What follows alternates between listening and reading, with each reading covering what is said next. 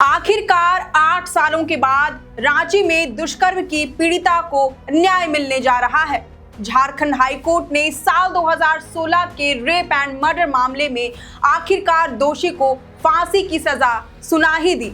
दरअसल जैसा कि आपको पता है कि हाल के समय में कोलकाता के आरजी कर मेडिकल कॉलेज एंड हॉस्पिटल की जूनियर डॉक्टर के साथ हुए रेप एंड मर्डर मामले ने पूरे देश भर में तहलका मचा दिया था। महिला सुरक्षा को लेकर एक बार फिर से सवाल खड़े होने शुरू हो गए थे। कुछ ऐसी ही दरिंदगी का शिकार साल 2016 में रांची की एक बीटेक की छात्रा भी हुई थी, जिसने राज्य भर में लोगों के होश उड़ाकर रख दिए थे।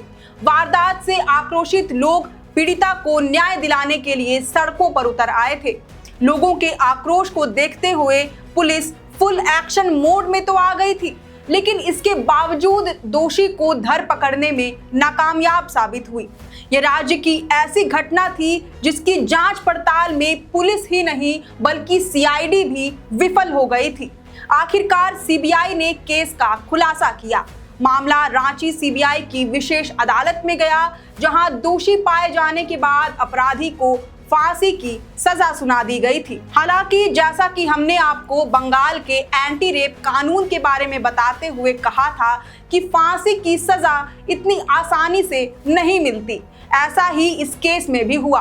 सीबीआई की विशेष अदालत ने तो फांसी की सजा सुना दी, लेकिन हाई कोर्ट से इसे मंजूरी मिलना भी उतना ही जरूरी था। अब जाकर हाई कोर्ट ने फांसी की सजा पर मुहर लगाते हुए पीड़िता को न्याय दिलाने की सफल कोशिश की है।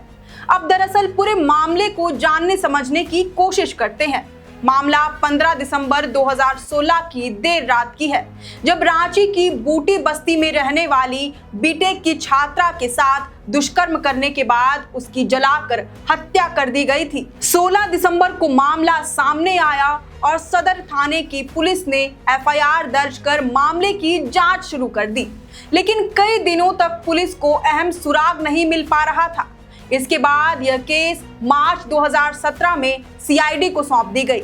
सीआईडी को भी जांच में सफलता नहीं मिली तो राज्य सरकार ने मामले की जांच का जिम्मा मई 2018 में सीबीआई को सौंप दिया।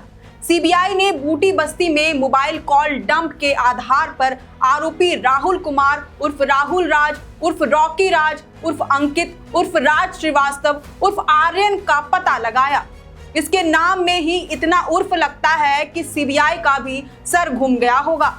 इस मामले में करीब 300 लोगों से पूछताछ हुई थी। राहुल नालंदा के एकंगरसराय थाना क्षेत्र के घुरगांव का रहने वाला था।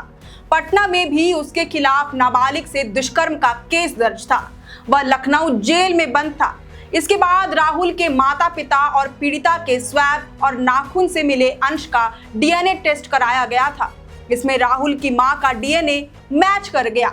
इसी सबूत के आधार पर राहुल कुमार को ठीक 3 सालों के बाद यानी कि 20 दिसंबर 2019 को दोषी करार देते हुए 21 दिसंबर को फांसी की सजा हुई थी।